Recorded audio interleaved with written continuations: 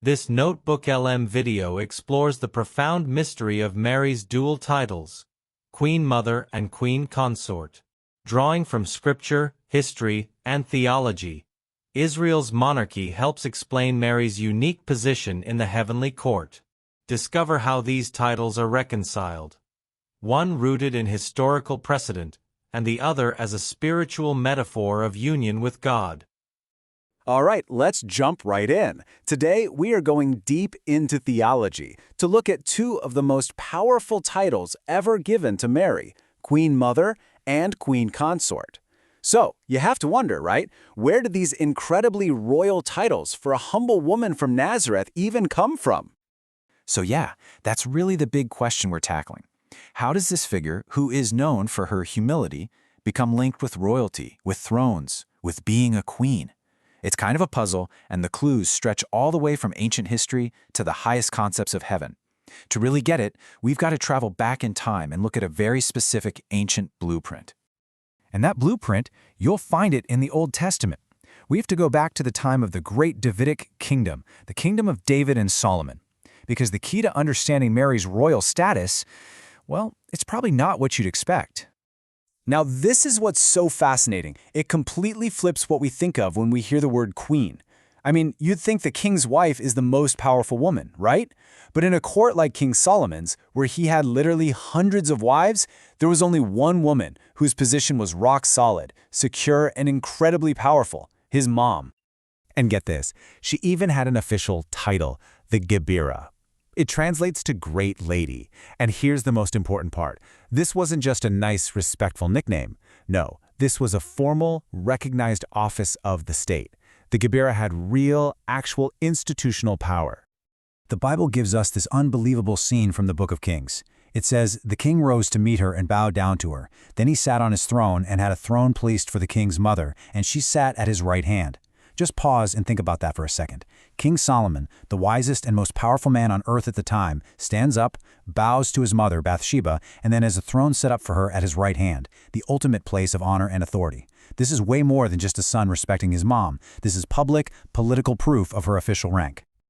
Okay, so this chart just lays it out so clearly. On one side, you have the Queen Mother, the Gabira. She has a formal title. Her power comes directly from being the king's mother, a status that can never be taken away. On the other side, you have the Queen Consort, the king's wife. She had no official, consistent title, and her position was, frankly, pretty shaky. It all depended on the king's favor, which could change in an instant, especially in a court with many wives.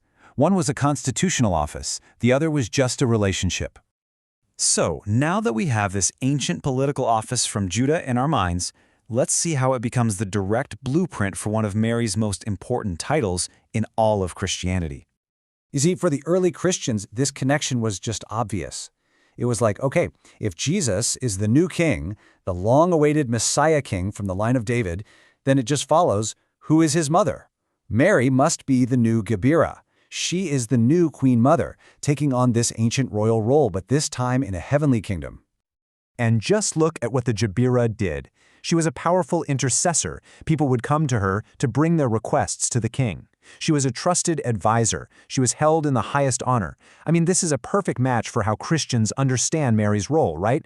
As a powerful intercessor in heaven, bringing our prayers to her Son, the King of Kings. But wait, Queen Mother is only half the story. The other title, Queen Consort, is, well, it's a lot more complex, and we have to be really, really careful about how we understand it. And the very first thing we have to get straight is that this title is about a purely spiritual reality. We are absolutely not talking about a physical relationship. It's symbolic, and it's meant to express a deep theological truth about her perfect union with God's will. Now, this slide here is the key to getting the difference. Her title, Queen Mother, is pretty straightforward. It comes from her relationship to her son, Jesus, the King. But the title Queen Consort is understood a bit differently. It comes from her totally unique spiritual relationship with God the Father. It's a symbolic way of talking about a perfect unity of will. So this idea of a perfect spiritual union, it's all rooted in her famous response to God's plan, her fiat, let it be done unto me. That complete and total surrender, that perfect alignment with the divine will, is the foundation for this symbolic title. It's really a way of describing the most perfect relationship a human soul can have with God, something that goes way beyond our earthly ideas of marriage. So you might be thinking, how can she hold both of these titles? One seems connected to the Son, the other to the Father. How does that work? Well, the answer is actually hidden in the nature of the throne of heaven itself. The book of Revelation gives us the key. Notice how it doesn't describe two separate thrones in heaven, one for God and one for Jesus, the Lamb. It describes one single shared throne. This image is meant to show the perfect unity, the shared divine authority of the Father and the Son. They reign as one. And this just brings it all together so elegantly. Because the Father and the Son share one throne, Mary can have a royal relationship with both of them at the same time. She is the Queen Mother because her son, the King, reigns from that throne. And she is the spiritual Queen Consort because of her perfect union with the will of the Father, who also reigns from that exact same throne. It all fits. So here's the big takeaway. Mary stands completely alone. She's the only figure in all of theology who holds both of these royal titles, Queen Mother and Queen Consort. In a way, she becomes this ultimate link, the one who embodies that perfect connection between humanity and God.